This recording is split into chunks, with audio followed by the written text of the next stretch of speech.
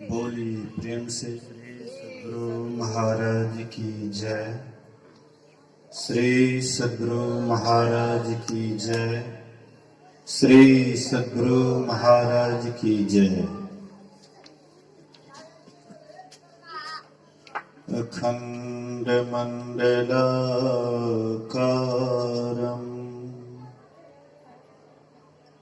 व्याप्तं येन चराचरं तत्पदं दर्शितं येन तस्मै श्री गुरुवे नमः। धन्य धन्य सतगुरु सुखदा महिमा कही ना जाए। जो कछु कहो तुम्हारी कृपा मोतें कछु न बसाए।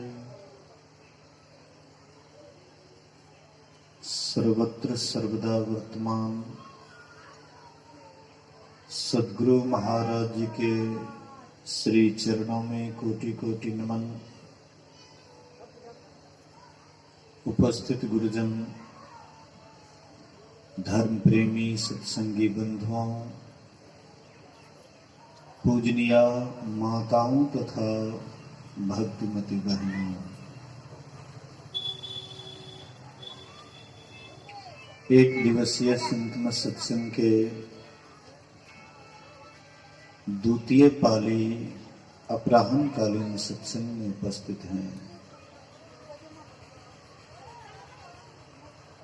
अभी हम लोगों ने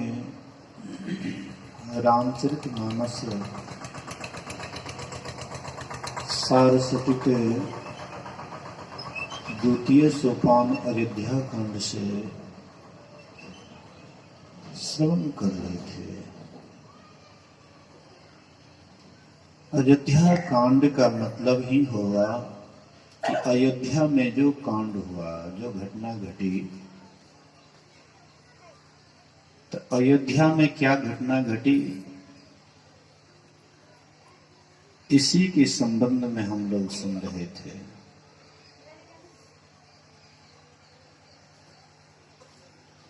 महाराज दशरथ एक अच्छे पुण्यात्मा, धर्मात्मा राजा थे। उनके पास में कोई चीज की कमी नहीं थी।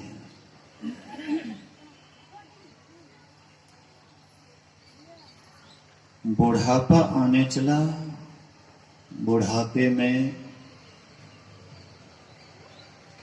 पुत्रेष्टि यज्ञ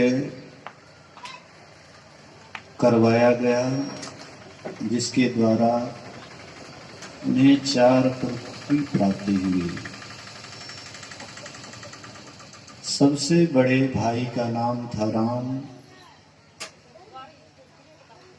उससे छोटे का नाम भरत, उससे भी छोटे का नाम लक्ष्मण, और सबसे छोटे जो थे उसका नाम शत्रुघ्न था। चारों भाई एक मां के नहीं थे। राम की माता कौशल्या, भरत की माता कैकेयी, लक्ष्मण और शत्रुघ्न की माता सुमित्रा। सुमित्रा कैसी मां थी कि अपने सौतेले भाई के सेवा में दोनों पुत्र को लगा देती है। राम के सेवा में लक्ष्मण को दान दे दी, भरत की सेवा में शत्रुघ्न को दान दे दी। ऐसी ऐसी माताएं हमारे भारतवर्ष में हुई हैं कि जिनके नाम को सुनकर के अन्य माताओं का भी छाती चौड़ा होता है, गर्व होता है।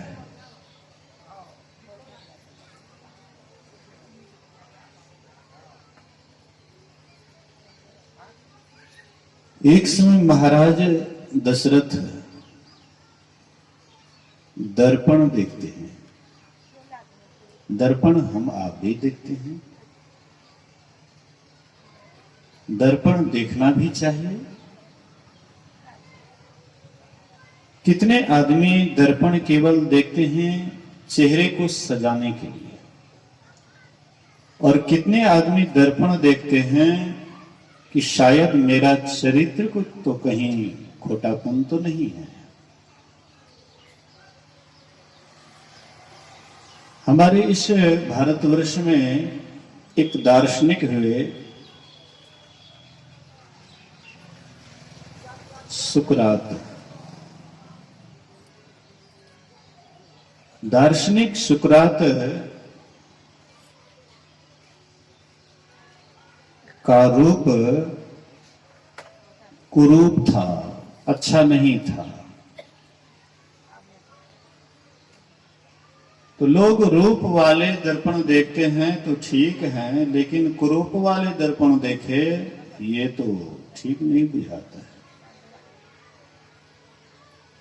दार्शनिक सुकरात भी एक दिन एकांत कमरा में बैठे हुए थे और दर्पण निहार रहे थे, दर्पण को देख रहे थे चेहरे में।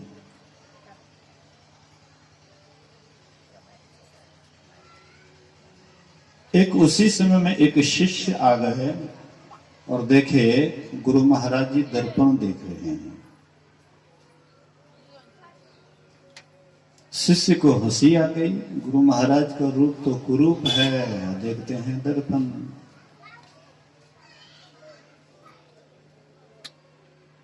सुकरात मुनि समझ गए, कोई साधारण नहीं थे। बोले कि बेटे, क्या मैं तुमसे समझ सकता हूं कि तूने मुझे दर्पण देखते हुए तुझे हंसी आई, मुस्कुराहट आई, इसका कारण मैं समझ सकता हूं? हाँ, तुम्हारे मन में यही प्रश्न होता होगा कि गुरु महाराज का रूप कुरूप है, फिर दर्पण क्यों देखते हैं? दर्पण उनको देखना चाहिए जो रूपवान है, रूपवती हैं, लेकिन जो कुरूप हैं, कुरूपवती हैं, वो काहे के लिए दर्पण देखेंगे? सबरी काहे के लिए दर्पण देखेगी?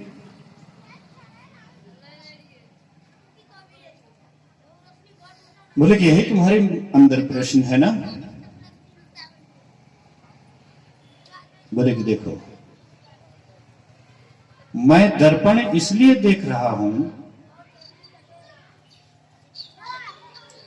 कि मुझे जो परमात्मा कुरूप दिए हैं, तो मैं देखता हूं कि कहीं ये कुरूप से कोई कुरूप वाला काम तो नहीं हो रहा है। कुरूप दिया है परमात्मा, लेकिन मैं देख रहा हूं कि कहीं ये कुरूप वाला शरीर से, चेहरे से कोई कुरूप वाला काम तो नहीं होता है। ऐसा काम करता हूं ये कुरूप सद्गुण से ढक जाए। मैं इस तरह का काम कर रहा हूं या करने का प्रयास करता हूं कि ये कुरूप सद्गुण से ढक जाए, सुंदर काम से ढक जाए, इसलिए दर्पण देख रहा हूं। शिष्य जिज्ञासावश बोले कि गुरुदेव, तब तो जो रूपवान है, रूपवती है, उनको दर्पण नहीं देखना चाहिए। बोले कि हाँ, उन्हें भी दर्पण देखना चाहिए। बोले क्यों? बोले कि रूपवान या रूपवती को इसीलिए दर्पण देखना चाहिए कि शायद परमात्मा ऐसा हमसे अवगुण न हो जाए, ऐसा हमसे कुरूप वाला काम न हो जाए ताकि परमात्मा अगला जो जन्म दे वह कुरूप वाला जन्म दे, सुंदर रूप छीन ले। इसलिए सुंदर रूपवान या रूपवती को भी दर्पण देखना चाहिए ताकि रूप से कुरूप न मिल जाए। सुंदर रूप तो सब आदमी पसंद करते हैं, कौन कुरूप को पसंद करते हैं? एक मां सबरी ही हुई जो कुरूप को पसंद की। संसार में और किसी का मिसाल ऐसा नहीं आया है। उसमें भी नारी हो करके, सुंदरी नारी हो करके, राजकन्या हो करके और महात्मा की सेवा करके खुश करके महात्मा को, और महात्मा से आशीर्वाद मांगे कि हमको कुरूप दे दीजिए, अगले जन्म में नीच कुल में जन्म दे दीजिए। आश्चर्य की बात है। महात्मा तो अचंभित हो गए कि लोग रूप मांगते हैं, सुंदर रूप मांगते हैं, रूपवान बनना चाहते हैं, अच्छे कुल में जन्म लेना चाहते हैं। तो ये क्या मांग रही है? बोले कि हाँ हाँ मैं देख ली, रूपवती होकर के भी देख ली। जो रूपवती है संसार उनके पीछे हर हमेशा टकटकी लगा करके देखते रहते, निहारते रहते। क्रूप बन करके रहूंगी तो काहे के लिए लोग मेरे तरफ देखेंगे? आज एक रूपवती युवा अवस्था की नारी है, वही नारी एक दिन वृद्धा हो जाती है तो लोग उसके तरफ देखते तक नहीं है। रास्ते से जाती हैं कोई बूढ़ी माई तो लोग देखना तक नहीं पसंद करते हैं, और उसी रास्ते से कोई युवती जाती है तो सब टकटकी लगा करके देखते हैं भाई। इसलिए रूप के ही कारण आज मैं इस घर में कैद खाने में पड़ी हूं। इसलिए मुझे रूप नहीं चाहिए, मुझे कुरूप कर देना, नीच कुल में जन्म देना। एक सबरी ही हुई, बाद बाकी कौन है ऐसे मांगने वाले? तो सुकरात मुनि कहते हैं कि ऐसा कर्म ना हमसे हो जाए ताकि परमात्मा मुझे दूसरा जो शरीर दे तो वह कुरूप वाला शरीर दे। सांप, छुछुंदर, ऊंट, गधा, बानर आदि आदि का भी रूप है, लेकिन वह रूप नहीं कुरूप है। मनुष्य शरीर से निचली योनि में जाना ये कुरूप है। इसलिए मैं दर्पण देखता हूं। हम आपको भी सचेत रहना चाहिए कि हमसे कौन सा कर्म हो रहा है, किस तरह का कर्म हो रहा है। तो महाराज दशरथ दर्पण देखते हैं तो दर्पण में क्या देखते हैं? कान के पास एक पका हुआ बाल मानो संकेत कर रहा है कि अब तुम्हारा बुढ़ापा आ गया है, तुम काहे के लिए माथा पच्ची कर रहे हो? क्यों तुम अभी तक राज्य संभाले हुए प्रजा का देख रेख कर रहे हो? अरे राम तो हर तरह से यज्ञ हो गया है, राम सभी के प्राणों के प्रिय हो गए हैं, अब फिर भी तू सिंहासन पर बैठा हुआ है, क्यों नहीं राम को राजगद्दी दे देते? मानो वह पका हुआ बाल संकेत कर रहा है संन्यास लेने का। पुराने जमाने में ऐसा नियम था कि जैसे 100 वर्ष का जीवन है तो इसको 4 भागों में बांट दीजिए, 25-25 वर्ष करके। 25 वर्ष तक कोई विद्यार्थी गुरुकुल में रह करके ब्रह्मचर्य का पालन करते हुए विद्याध्ययन करते थे। फिर 25 से 50 गुरुजी उसको भेज देते थे, गारहस्थ जीवन के कठिनाई को भी झेलो, धन संपत्ति भी कमाओ, बाल बच्चे को पढ़ाओ लिखाओ, सबका लालन पालन करो। 25 से 50 वर्ष तक वे गारहस्थ जीवन का हर एक काम धाम करते हुए, सदाचार का पालन करते हुए, शिष्टाचार का पालन करते हुए, साथ ही साथ परमात्मा का भजन भी मत भूलना, गारहस्थ जीवन में रहते हुए।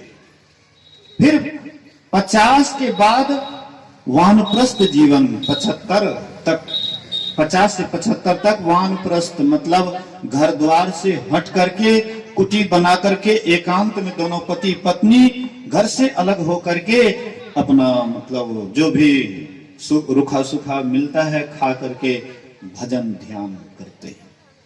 और फिर 75 से 100 संन्यास मतलब पति पत्नी में भी कोई वास्ता नहीं, कोई मतलब नहीं, स्वामी रामतीर्थ को एक बार वैराग्य हुआ।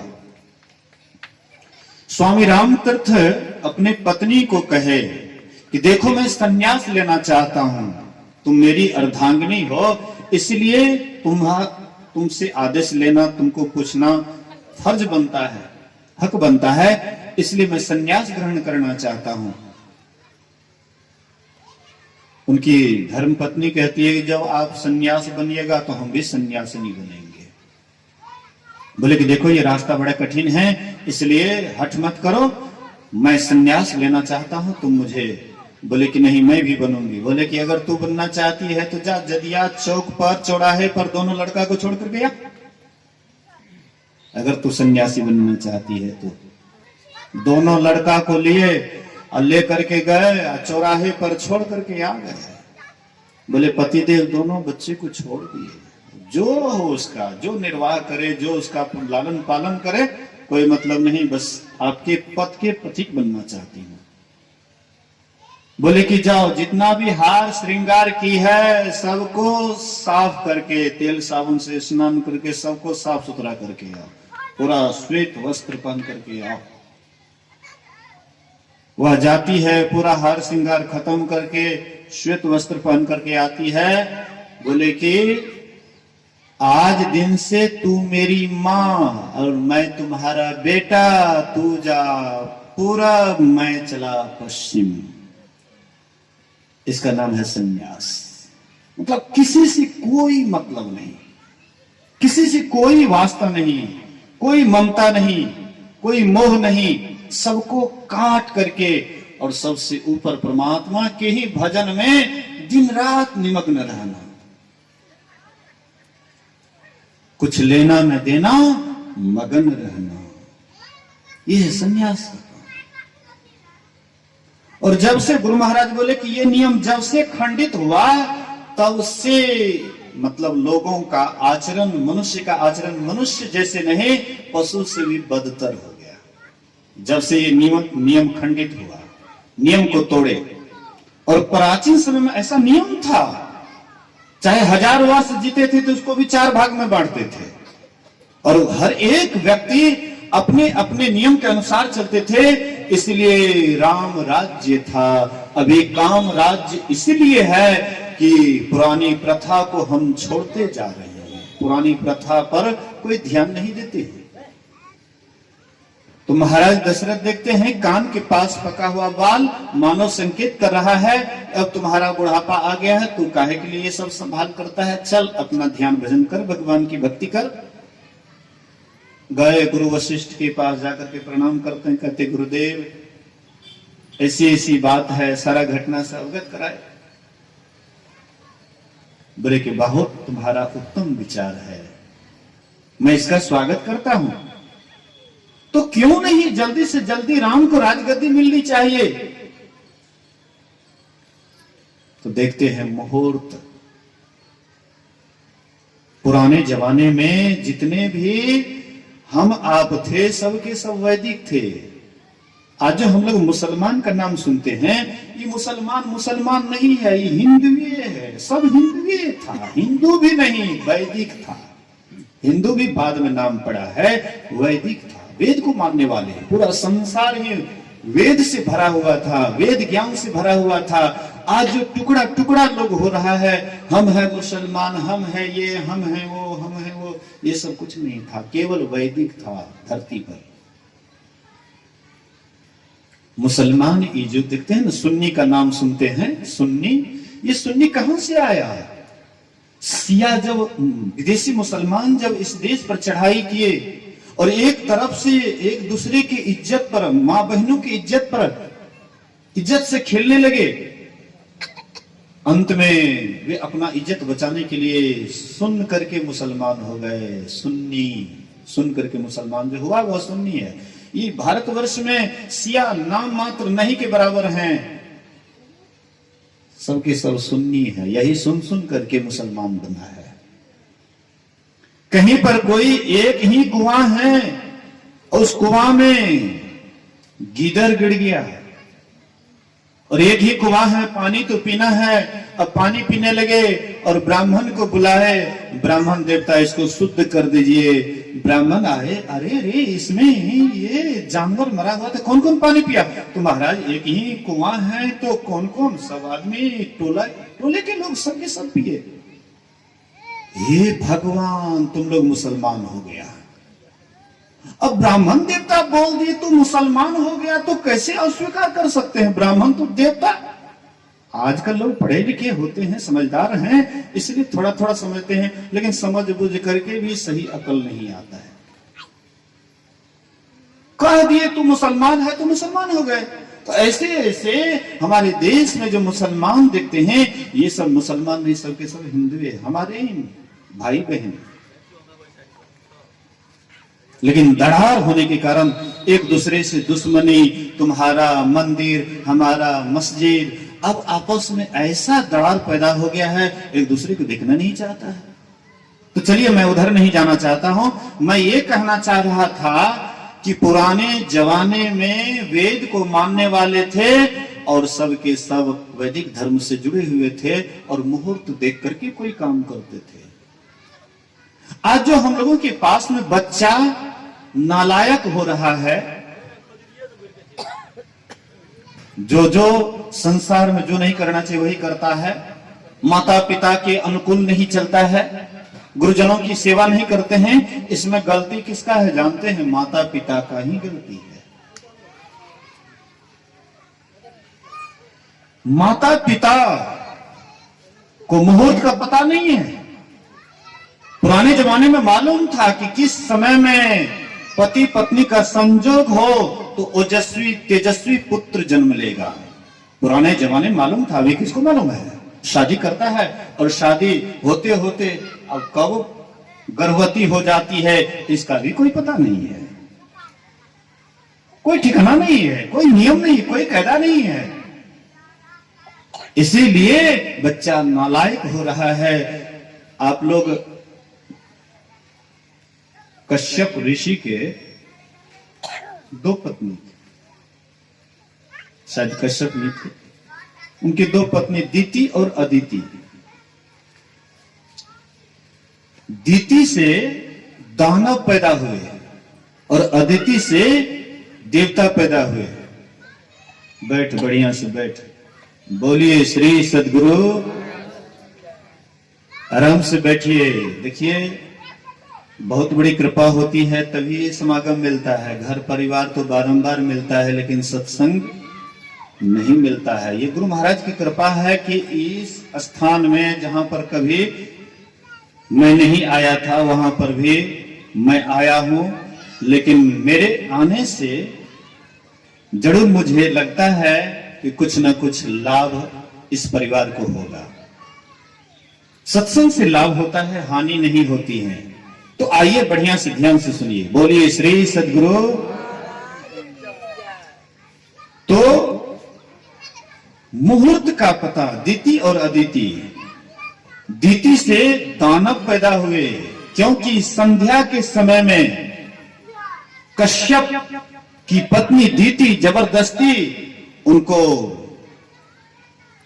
संजोग की तरफ ले जाते हैं, जिससे परिणाम होता है कि राक्षस पैदा हुए। लेकिन अदिति पति के अनुकूल, पति मना करते रहे दीति को, लेकिन नहीं मानी। पर अदिति उनके एक एक आदेश उपदेश का पालन करती थी। पति भी कोई साधारण नहीं थे, ज्ञानवान थे, इसलिए उनके द्वारा जो पुत्र हुआ वह देवता हुआ, जो संसार में पूज्य हुए।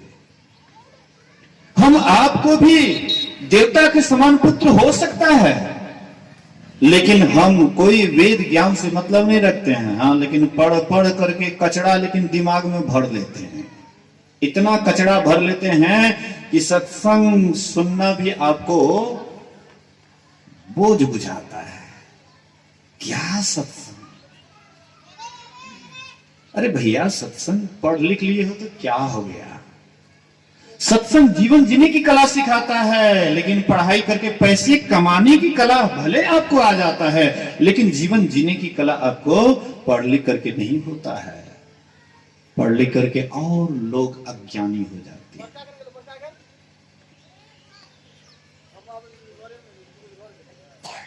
मेरे कहने का आशय है मुहूर्त। वशिष्ठ मुनि देखते हैं बड़ा उत्तम मुहूर्त कल ही है, क्यों नहीं राम को कल ही राजगद्दी दी जाए। एक वृक्ष पर बंदर और बंदरनी थे और एक महात्मा जी पतरा उल्टा करके देख रहे थे कि इस समय में बड़ा सुंदर मुहूर्त है। अगर इस तालाब में कोई जानवर स्नान करे तो वह सुंदर मनुष्य हो सकता है, और कोई मनुष्य स्नान करे तो वह देव तुल्य हो सकता है, देवता हो सकता है। महात्मा जी बोल रहे थे, बंदर और बंदरनी दोनों पति पत्नी सुन रहे थे। बंदरनी कहती है, पतिदेव सुन रहे हैं क्या कहते महात्मा जी? कहते अरे काहे महात्मा के फेरे में पड़ती है, महात्मा ऐसे ही होते तो थोड़े घर घर के एक घर में जाते। देखो पेट नहीं भरता है, गांव गांव घूमते रहता है, काहे के लिए महात्मा के फेरे में पड़ती है? मत महात्मा के फेरे में पड़। महात्मा जी कहते बहुत कम समय है, अगर कोई जानवर स्नान करे तो वह मनुष्य हो सकता है, और कोई मनुष्य स्नान करे तो वह देवता हो सकता है। कहते पतिदेव सुन रहे हैं? महात्मा जी क्या कहते हैं? बोले कि अरे तुम काहे महात्मा के फेरे में पड़ती है? फिर कहते पतिदेव। फिर महात्मा जी कहते बस 20 सेकेंड बचा है, इतना जो बोलना था वह बंदरनी धड़ाम से डाली को छोड़ती है, पानी में डुबकी लगाती है, और जैसे पानी से निकली तो एक सुंदरी राजकुमारी हो जाती है। बोलिए श्री सद्गुरु। एकदम सुंदर राजकुमारी होकर के बाहर निकली। उधर से हाथी पर सवार होकर के राजकुमार आ रहे थे, उसको अपने हाथी पर बैठा लिए, चल दिए। बंदर सोचता है कि अरे मेरी पत्नी डुबकी लगाई तो सुंदरी राजकुमारी बन गई, मैं भी डुबकी लगाता हूं। लेकिन तब तक वह मुहूर्त निकल चुका था। बंदर भी डुबकी लगाया, लेकिन बंदर बंदर ही रह गया। बंदर बंदर ही रह गया, मुहूर्त बीत चुका था। इसलिए आप देखिएगा, अभी भी देखते हैं ना कि माताएं से ही ये स्थान भरा हुआ है। बोलिए श्री सद्गुरु। पुरुष को फुर्सत नहीं है, काम धंधा में इतना व्यस्त है, फुर्सत नहीं। लेकिन कितनों काम कीजिएगा, अंतिम में बेटा का लात लगवे करेगा। काहे के लिए इतना परेशान हो रहे हैं? अरे कुछ उस पर भी छोड़ दीजिए जिन्होंने आपको पैदा किया है, जो आपको संसार में भेजा है, कुछ उस पर भी छोड़िए। लेकिन उस पर हम काहे छोड़ेंगे? हम ही ठेकेदारी ले लेंगे पूरा संसार का। हम ही हैं तो पूरा परिवार चलता है, हम नहीं रहेंगे तो पूरा परिवार ही खत्म हो जाएगा। गोस्वामी जी की माता पिता मर करके चले गए तो गोस्वामी जी का क्या लालन पालन नहीं हुआ? अरे उनके माता पिता चले गए, लेकिन उनको देखने के लिए भगवान शंकर भेजते थे पार्वती को, जा ये बच्चा बड़ा होनहार है, आगे चल करके बहुत बड़ा काम करेगा संसार में। मां पार्वती आती थी उसका लालन पालन करने के लिए। जो आज एक अनाथ है, नरनाथ होता वही।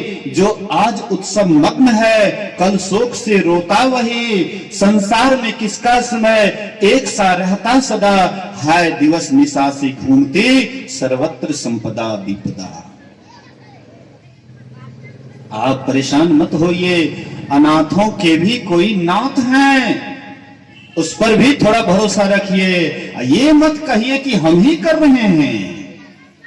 आप जो काम करने के लिए आए वो काम से तो कोई मतलब है नहीं। जो काम नहीं करने के लिए आए उसी का पूरा ठेकेदारी ले लेते हैं। इसलिए पुरुष वर्ग अभी बाजार पर मिलेंगे, चौक चौराहे पर मिलेंगे, गपशप देते हुए मिलेंगे।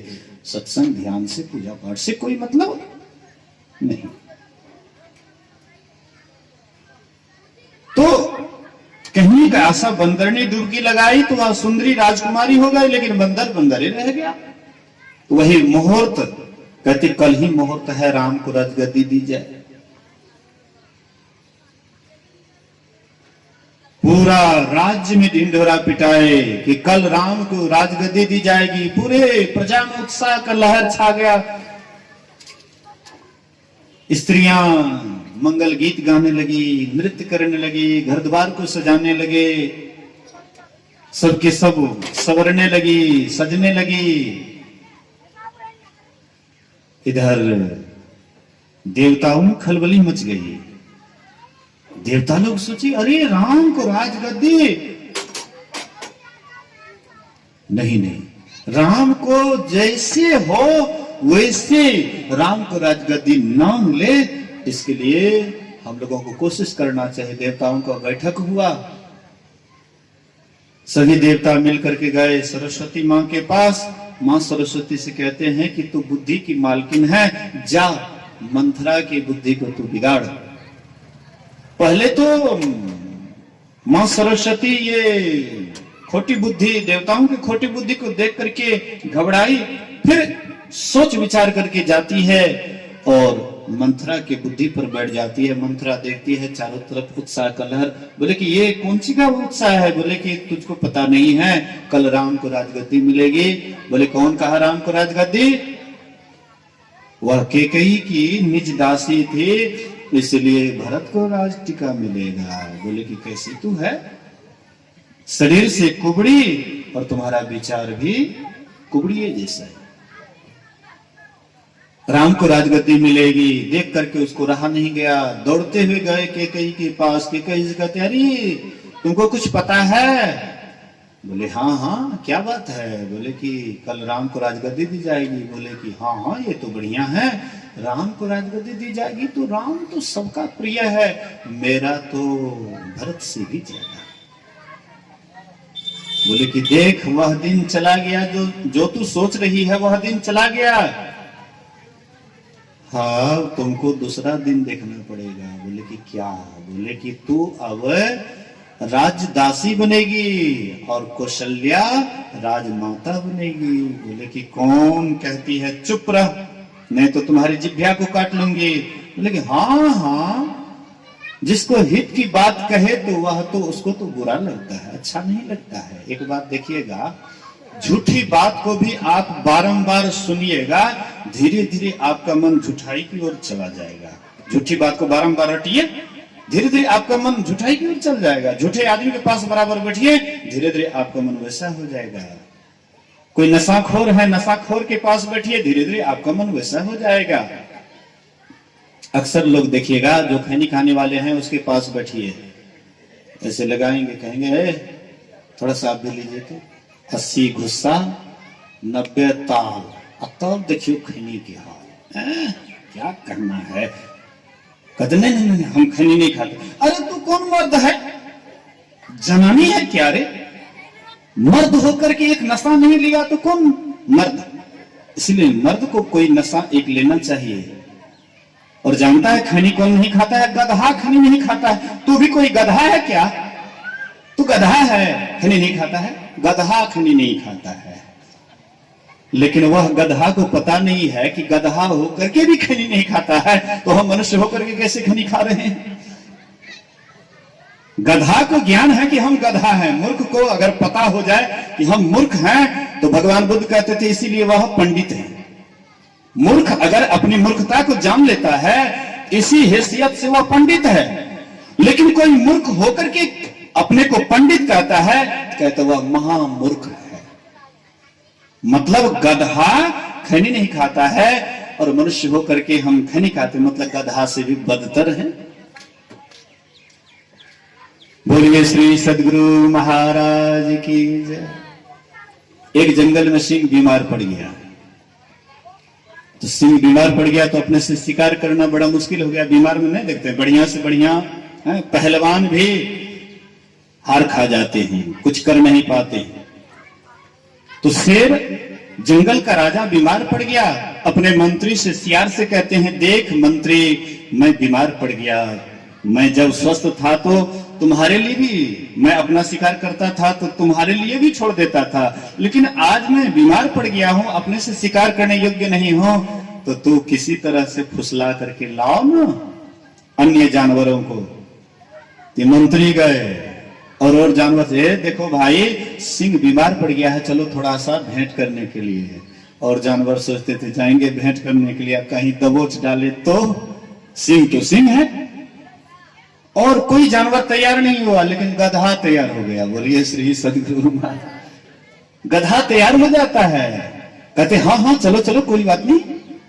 गधा गया, कई दिन से सिंह भूखा था, दौड़ करके आए, उनके गर्दन को काट दिया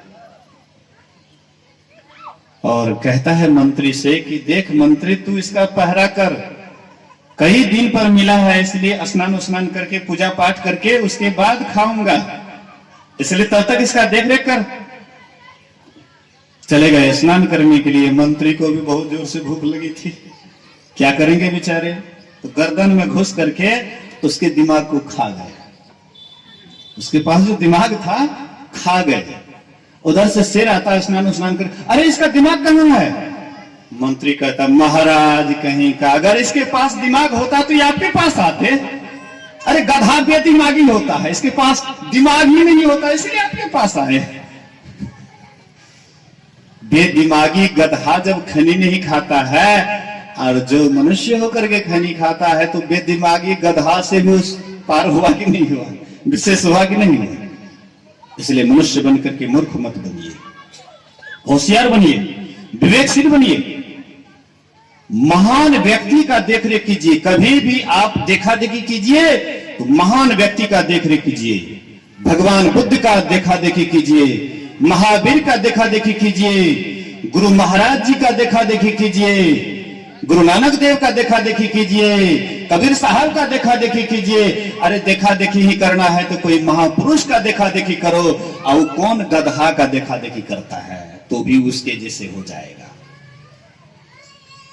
मतलब झूठी बात को भी बारंबार सुनिए, झूठाई की ओर मन मुड़ जाता है, और सच्ची बात को अगर बारंबार सुनिए आपका मन सच्चाई की ओर मुड़ जाता है। अच्छी बात को बारंबार सुनिए, अच्छाई की ओर मन मुड़ जाता है, और बुरी बात को बारंबार सुनिए, बुराई की ओर मन मुड़ जाता है। आप अच्छे बनना चाहते हैं या बुरा बनना चाहते हैं? भला किसी का कर न सको तो बुरा किसी का मत करना, फूल नहीं बन सकते तो तुम कांटे बनकर मत रहना।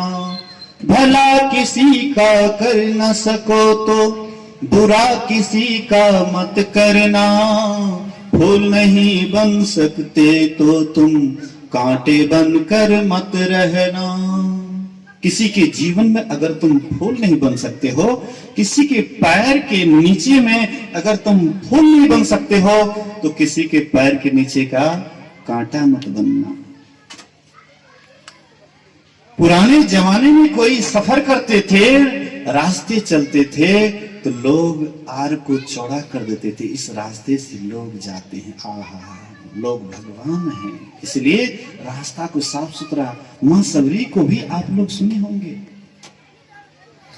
मां सबरी भी रास्ता को बुहारती थी कि साधु महात्मा इस रास्ते से जाते हैं, इसलिए झाड़ू लगाती थी, बुहारती थी साफ सुथरा कि कोई महात्मा को कहीं कांटा न चुभ जाए।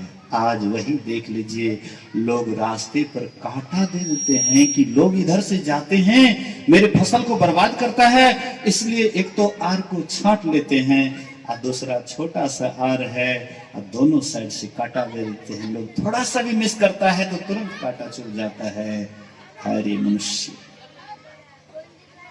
जैसे जैसे पढ़ रहा है वैसे वैसे लग रहा है कि इसका दिमाग कहां जा रहा है, पता नहीं लगता है। मनुष्य से प्रेम नहीं।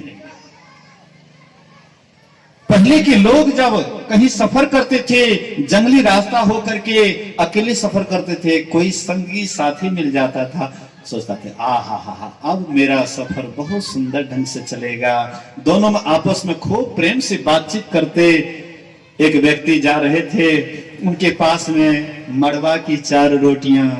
बहुत आदमी तो शायद है आजकल के लोग मड़वा रोटी देखे भी नहीं होंगे तो खाने की बात दूर रही है, लेकिन इस बीच में भी हम लोग मड़वा रोटी खाए हैं। बोलिए श्री सदगुरु महाराज। 4 रोटियां थी और वे आपस में, एक आदमी मिले, बड़ा बढ़िया प्रेम, आहा आप मिल गए, बातचीत करते हुए कि लगता था कि 74 भाई मिल गया। आपस में खूब प्रेम से बातचीत करते हुए जा रहे थे। और जिसके पास 4 रोटियां थी वे बोलते हुए जा रहे थे, 2 खाएंगे 2 कुआं में डाल देंगे, 2 खाएंगे 2 कुआं में डाल देंगे। तो साथी कहता था कैसा बेवकूफ आदमी है, 2 खाएंगे 2 कुआं में डाल देंगे, हम इनके साथ जा रहे हैं, हम भूखे हैं तो हमको नहीं खिलाएगा। और कहता है कुआं में डाल देंगे। जाते जाते जाते जाते कहीं पर कुआं था तो वहां पर हाथ मुंह धोए। उनको बोले आप भी हाथ मुंह धोइए, वो भी कुल्ला आचमन किए। उसके बाद 2 अपना खाए, 2 संगी जो उनके साथ में थे उनको भी 2 खिलाए।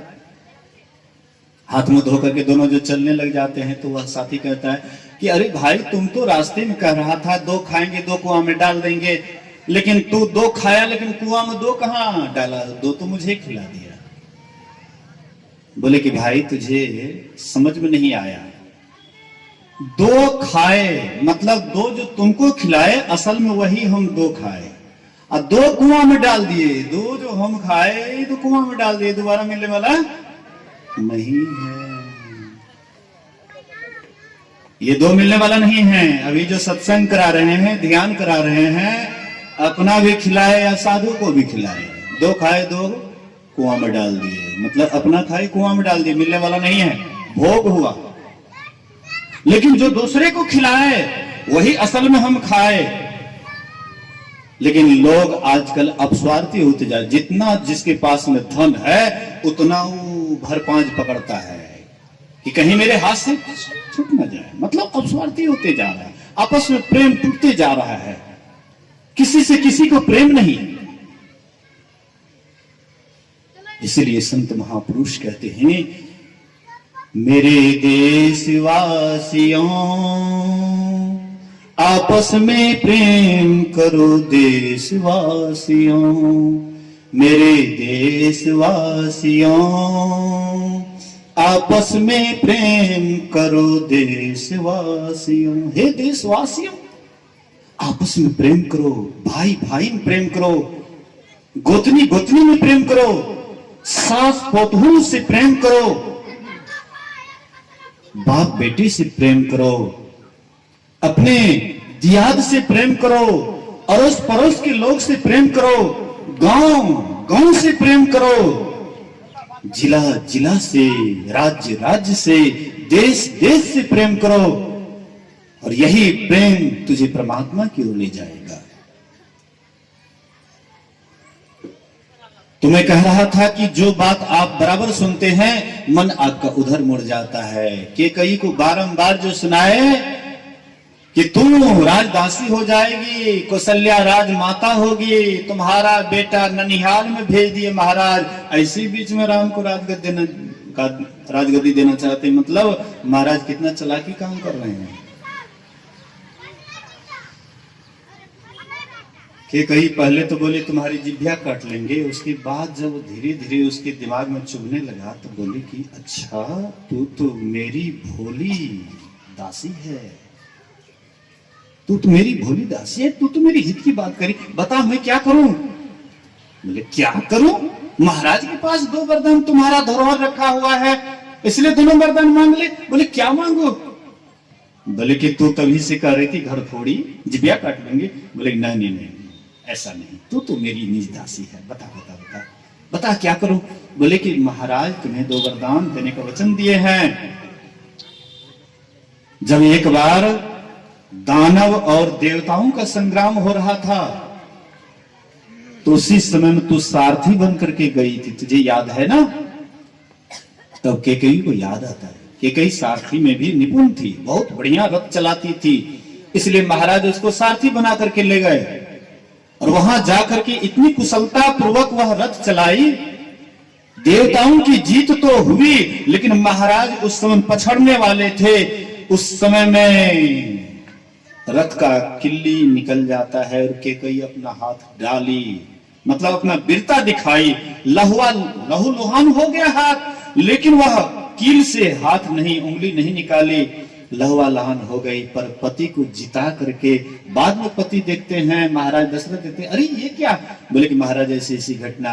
बोले कि वाह तुम्हारी वीरता से मैं खुश हूं, मैं तुझे 2 वरदान देना चाहता हूं, मांग। बोले कि महाराज अभी धरोहर रहने दीजिए, वक्त आने पर, समय आने पर मांग लूंगी। बोले कि यही समय है, इससे और बढ़िया समय क्या है? तुम अपने पुत्र के लिए 14 वर्ष के लिए राज्य, राम को वनवास। बोले कि पुत्र के लिए राज मांग लो तो फिर वनवास राम को? बोले कि तू तो बड़ा भोली है, तुझे पता नहीं राम रहेंगे तो प्रजा लोग मतलब विरोध करेंगे, और राम जब चले जाएंगे तो अंत में प्रजा को जीतने वाले, उनके दिल को जीतने वाले भरत जीत लेंगे 14 वर्ष में, फिर राम आएंगे तो उसको कौन रखेगा? इसके बाद कहते हैं अच्छा कोई बात नहीं है, तो क्या करूं? बोले कि तू कुरूप बना करके चल जा कोप भवन में। कोप भवन में चले गए, कोप भवन में जाकर के गहना जेवर जहां तहां जैसे बिखेर दिए, कुरूप बना करके एकदम। महाराज को पता लगा, महाराज आए, अरे ये क्या, अरे खुशी के दिन में और इस तरह से तू दुखी, बता किसका दिन अंत हो गया है कि तुम्हें दुख दिया है? बोले महाराज आप हमें 2 वरदान की बात बोले, लेकिन आप दीजिएगा कि नहीं दीजिएगा? बोले कि बड़ी खुशी की बात है, कल राम को राजगद्दी मिलने वाली है, 2 के बदले तू 4 वरदान मांग ले। बोले कि पहले प्रण कीजिए, हमें 2 ही चाहिए। पहले प्रण कीजिए। बोले कि प्रण की क्या बात? नहीं प्रण कीजिए। महाराज कहते हैं रघुकुल रीत सदा चली आई, प्राण जाई पर बचन न जाए।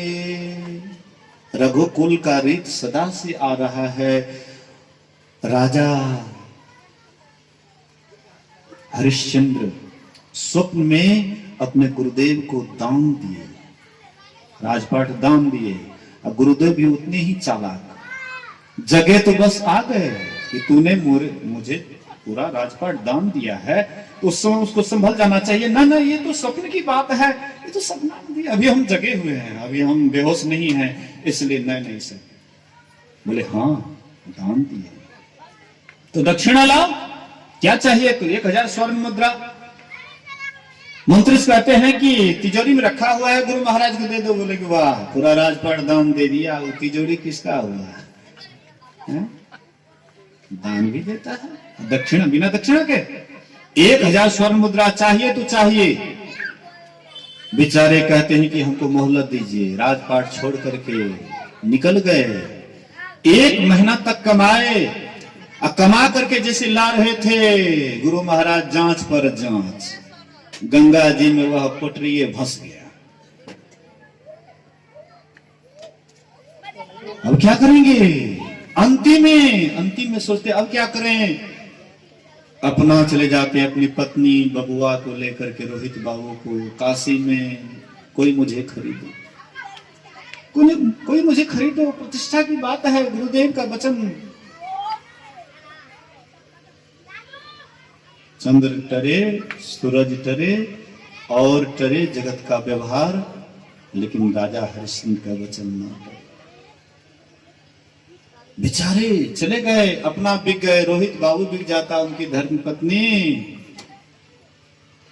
वह भी बिक जाती, सेपिया भी बिक जाती है।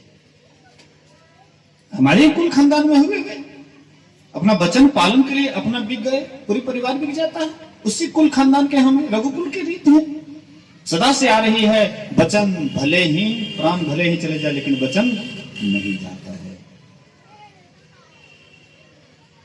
तब कहते हैं कि महाराज अगर वचन देना चाहते हैं, दिए हैं तो एक बात सुन लीजिए। पहला वरदान हमको यह दीजिए, 14 वर्ष के लिए भरत को राजटीका और राम को 14 वर्ष के लिए वनवास।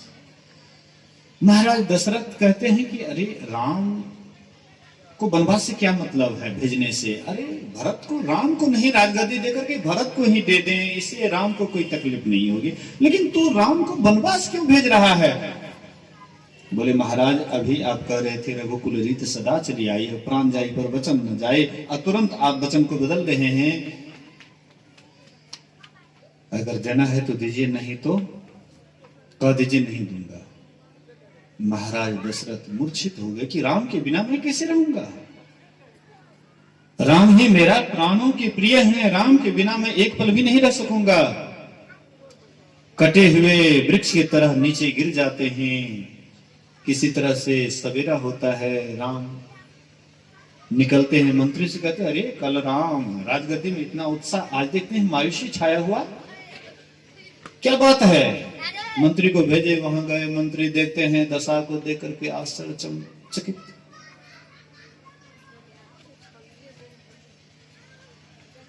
और कहते महाराज आप अपने से ही जाइए। राम भगवान अपने से जाते हैं और कैकेयी के कुवेश को देख करके, महाराज को बेहोश देख करके कहते हैं कि माँ क्या बात है, पिताजी क्यों बेहोश पड़े हुए हैं?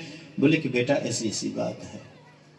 बोले माँ ये तो बहुत सुंदर बात है, मैं राजा बनता, मुझसे पुण्य होता, पाप होता, मुझे स्वर्ग जाना पड़ता, नरक जाना पड़ता, लेकिन अब तो मैं यहां से जाऊंगा, जंगल ऋषि मुनियों का दर्शन करूंगा, सत्संग लाभ होगा, भगवान की भक्ति करने का मौका मिलेगा जंगल में, निश्चित रूप से भगवान की भक्ति करके वहीं चले जाऊंगा।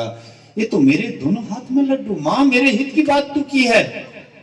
आजकल के पुत्र होते तो मत पूछिए,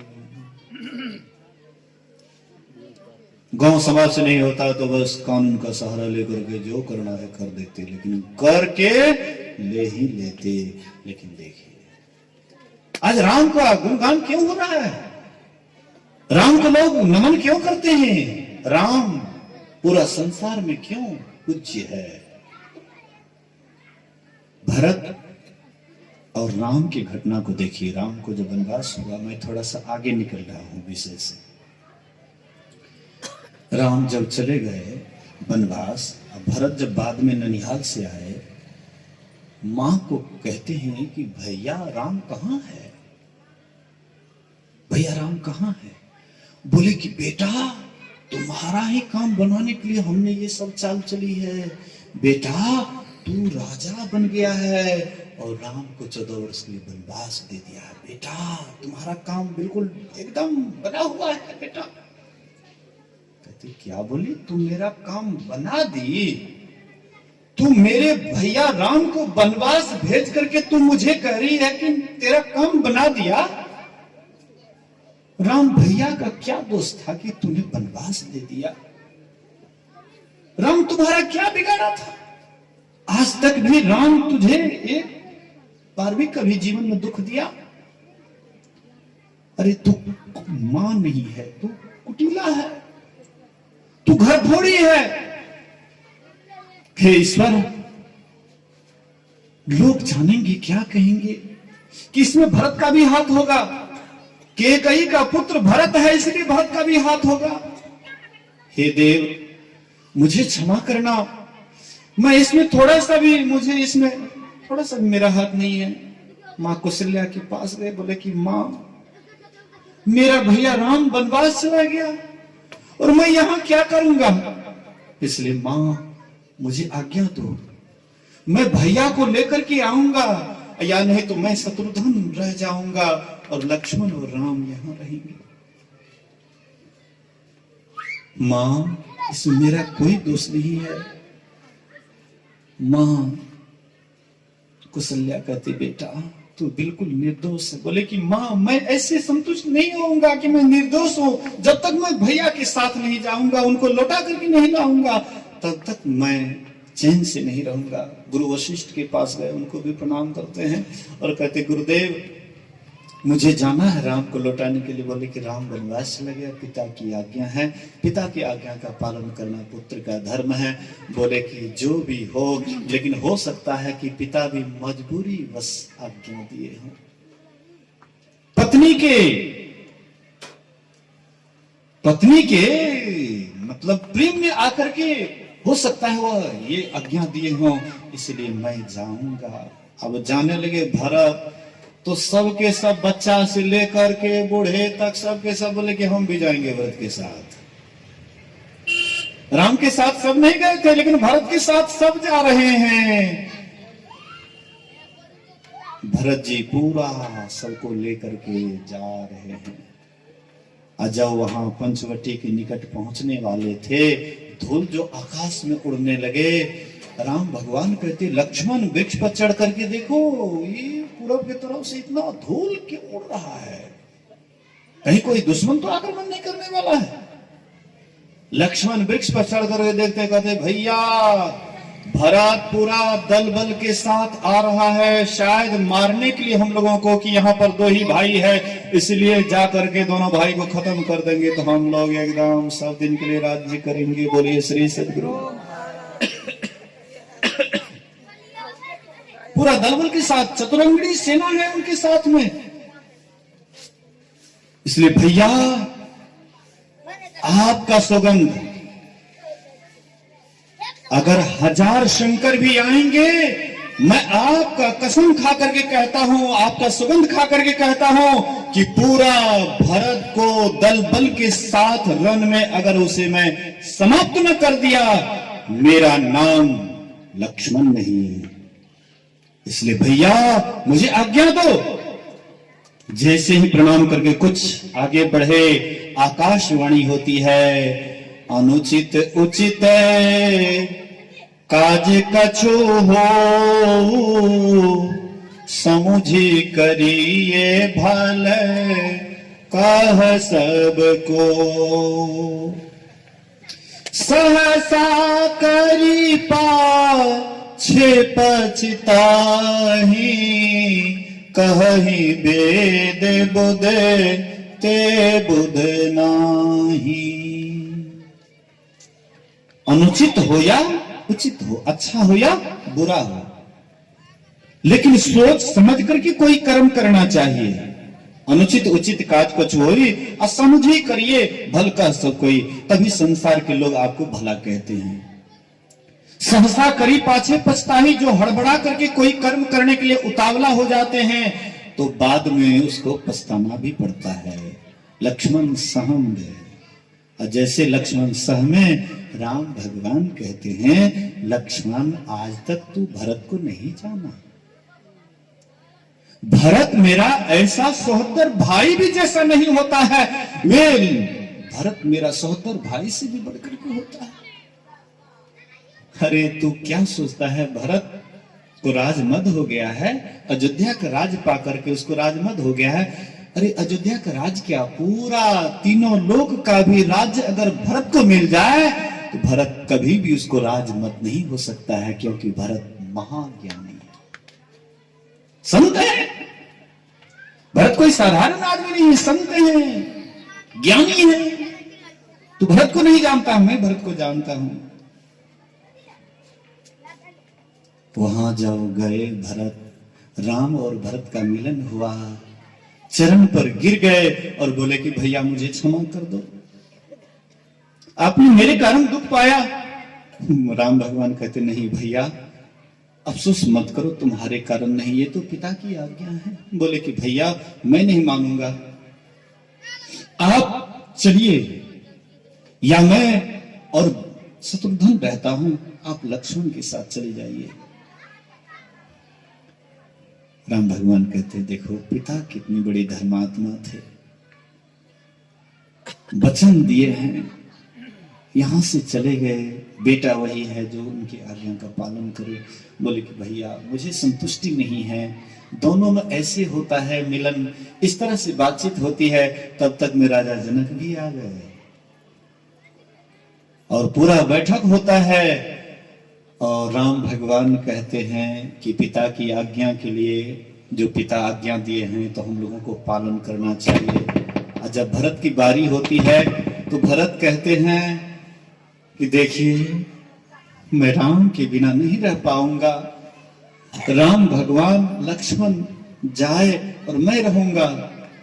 दोनों के प्रेम को देख करके किसी के पास में निर्णय नहीं आ रहा था कि भरत के पक्ष में बोलूं या राम के पक्ष में बोलूं। बोलिए श्री सद्गुरु महाराज की। अयोध्या का राज्य हो गया गेंद, जैसे फुटबॉल खेलते हैं बच्चे लोग, इधर से मारते हैं फुटबॉल, उधर तरफ जाता है, उधर विपक्षी मारता है तो इधर की तरफ, इधर से मारता है। मतलब वही अयोध्या का राज्य हो गया फुटबॉल। राम इधर से फेंकते थे कि नहीं, भरत तुम राजा बनो, तुम अयोध्या का देख रेख करो। अब भरत फेंकते थे राम की तरफ, आपका अयोध्या राज्य है, मैं तो आपका दास हूं, सेवक हूं। दोनों के प्रेम को देख करके कोई निर्णय नहीं दे सके। अंत में राम भगवान कहते हैं, हे भाई, ऐसे मुझे नहीं कहना चाहिए, लेकिन अंत में मुझे कहना पड़ रहा है मजबूर होकर के। हे भरत, तुम 14 वर्ष के लिए जाओ, राज्य का संभाल करो, मैं 14 वर्ष के लिए वनवास में पिता की आज्ञा का पालन करूंगा। बोले, भैया आप मुझे आदेश दे रहे हैं, अब 14 वर्ष से एक दिन भी विशेष हो गया तो आप भरत के जलती हुई चिता को देखिएगा। बोले कि भैया मैं तुझे वचन देता हूं कि 14 वर्ष के अंदर ही मैं आ जाऊंगा। बोले, भैया ये अयोध्या का राज्य आपका है, आपका ही रहेगा, इसलिए मैं किसको देख करके मानूंगा कि ये अयोध्या का राज्य का राजा कौन है, इसलिए आप कोई नमूना दीजिए। राम भगवान अपना खड़ाऊं देते हैं, भरत अपने सिर पर रखे और जाते हैं। राम भगवान जब जंगल में हैं तो भरत कैसे राजा बन करके राज सिंहासन पर रहेंगे, इसलिए नंदी ग्राम में जंगल में जाकर के वे भी एक कुटी बनाए और राम भगवान नीचे सोते हैं तो वे एक बित्ता नीचे मिट्टी खोदवाए और राम भगवान से नीचे हो रहे। नंदीग्राम में 14 वर्ष तक भरत फल फूल खा करके बिताए थे, राजभोग कभी नहीं खाए थे। जटाजुट जैसे भगवान राम को था वैसे भरत को था। भाई भाई का प्रेम देखिए, कैसा प्रेम। हमें रामचरितमानस से ज्ञान लेना चाहिए, एक दूसरे को प्रेरणा लेनी चाहिए। एक दूसरे में कैसा प्रेम था कि पुत्र के विरह में पिता शरीर छोड़ दिए। भाई भाई में कैसा मेल कि राज्य के लिए भाई भाई में ऐसा प्रेम कि राज्य को ठुकरा देते थे। सहोदर भाई है, इसलिए संत महापुरुष कहते हैं कि हम आपको भी इसका पालन करना चाहिए। तो राम भगवान गए और जाकर के कहते, मां क्या बात है, तो सारा घटना से अवगत कराए। राम भगवान बोले कि मैं अपनी मां से आज्ञा लेकर के आता हूं, फिर आपके पिता की आज्ञा लेकर के वन को जाऊंगा। मां के पास गए, आज्ञा लेकर के जैसे चलने लगे, पिता को भी प्रणाम किए, मां को भी प्रणाम किए, कैकेयी मां को भी प्रणाम किए, चलने लगे। सीता जी को मालूम हो जाता है कि भगवान राम बन जा रहे हैं, लेकिन हमको छोड़ देंगे क्या, मैं अकेली रहूंगी क्या। पति बिना सुना है संसार, पति ही गत है, पति ही व्रत है, अब पति बिनु विपत्ति हजार, अब पति बिना सुना है संसार। बिना देह का, बिना प्राण का देह रह पाएंगे। पति तो भगवान राम तो मेरे प्राण है, आइए देह उसके बिना कैसे रहेगा। भगवान राम के पास गए, प्रणाम करते कहते हमको भी लेकर के चले। बोले कि नहीं नहीं तुमको नहीं रहना है, तुमको नहीं जाना है, अरे वनवास हमको मिला है। तू बोले कि अगर नहीं ले जाइएगा तो एक रोज और मोहलत दीजिए, थोड़ा ये ठठरी में आग लगा दीजिएगा, उसके बाद आप जाइएगा तो प्राण तो आपके साथ चले जाएंगे। और ठठरी बच जाता है तो ठठरी में थोड़ा अग्निदान कर दीजिए, उसके बाद चले जाइएगा। राम भगवान सोचे कि नहीं मानने, अच्छा ठीक है, ऐसा सोचा क्या ले लो चलो। लक्ष्मण को मालूम होता है, लक्ष्मण भी आए और भैया के प्रणाम गिर गए, चल राम के चरणों में गिर गए। बोले कि भगवान भैया मुझे भी लेकर के चलिए। बोले कि देखो अभी भरत शत्रुघ्न नहीं है, पिता का देखरेख करने वाला नहीं है, इसलिए तुम रहो। बोले कि भैया आज जब से जन्म हुआ अभी तक मैंने किसी को माता पिता समझा है तो आपके और सीता जी के सिवा किसी को नहीं, इसलिए भैया मुझे भी लेकर के चले, मैं आपके बिना नहीं रह सकता हूँ। अंत में देखते ही बीरबल बोले कि अपनी माँ से आज्ञा ले लो। माँ सुमित्रा के पास गए, बोले कि माँ भैया राम की सेवा में जा रहा हूँ। बोले कि बेटा राम जब बनवास जा रहा है तो तू यहाँ क्या करेगा, इस जन्म की मैं मां हूं, इस जन्म के तुम्हारे पिता महाराज दशरथ पिता हैं, लेकिन राम और सीता तो जन्म जन्मांतर के माता पिता हैं, इसलिए जाओ बेटा। और इस तरह से सेवा करना कि स्वप्न में भी राम और सीता को दुख नहीं हो। बोले कि मां जब जगा हुआ रहूंगा तो सेवा करूंगा, लेकिन सो जाऊंगा तब, इसलिए मैं तुम्हारे सामने प्रतिज्ञा करता हूं कि 14 वर्ष तक मैं सोऊंगा नहीं। और नींद आती है भोजन करने से लिए भोजन 14 वर्ष तक नहीं करूंगा, और ब्रह्मचर्य का पालन करूंगा 14 वर्ष तक। कठिन व्रत लिए लक्ष्मण, बहुत कठिन व्रत, और 14 वर्ष तक निभा दिए, देखा दिए। मेघनाथ को वरदान था, जो 14 वर्ष तक अन्न नहीं खाएंगे, जो 14 वर्ष तक नींद नहीं लेंगे, जो 14 वर्ष तक ब्रह्मचर्य का पालन करेंगे, वही मेघनाथ को मार सकता है। और लक्ष्मण वही करके दिखा दिए, तब मेघनाथ मारा गया, नहीं तो मेघनाथ नहीं मारे जाते। कहने का आशय है, मतलब है कि मतलब जो है, लक्ष्मण जी चल देते हैं। सुमित्रा कहती है, पुत्रवती जुगती जग सोई, रघुपति भगतु जासु सुत होई। पुत्रवती नारी वही है जिनका पुत्र राम का भक्त है। न करो बांझ भल बादी बियानी, राम विमुख सुत तेहित जाने। कहते हैं कि अगर राम का भक्त नहीं है पुत्र, तो ऐसे पुत्र को जन्म देना बेकार है, इससे तो बांझ ही अच्छी है। पुत्र जन्म दिए लेकिन राम का भक्त नहीं हुआ, काम का भक्त हो गया, कहते बेकार हो गया, कोख को अपवित्र कर दिया।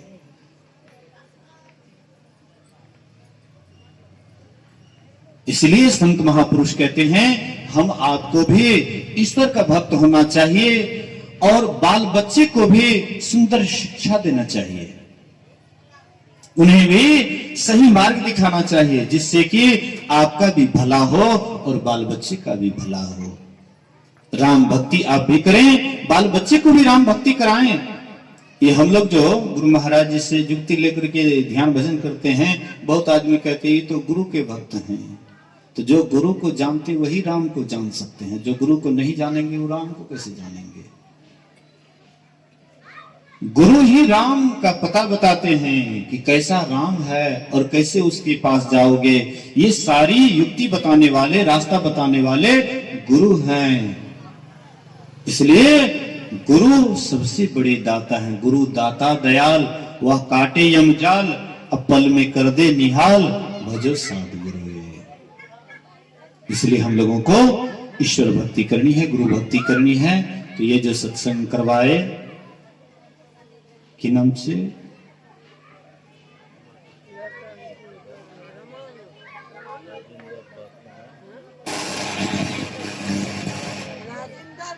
राजेंद्र बाबू। राजेंद्र बाबू बड़े पुण्यात्मा हैं, 3 पुत्र हैं। मैं गुरु महाराज से प्रार्थना करता हूं कि तीनों भाई में, जैसे राम लक्ष्मण भरत शत्रुघ्न में प्रेम था, तीनों भाई में प्रेम हो। और जैसे सीता, मांडवी, उर्मिला, श्रुतकृति, ये चारों गोतनी में मेल थी, वैसे ही ये तीनों गोतनी में मेल रहे और सब के सब ईश्वर भक्ति को जाने और ईश्वर भक्ति को जान करके उस मार्ग को पकड़ करके ईश्वर भक्ति करके अपना परम कल्याण बनावे। इसी सुवाणी के साथ मैं अपनी वाणी में विराम देता हूं। आइए अंतिम में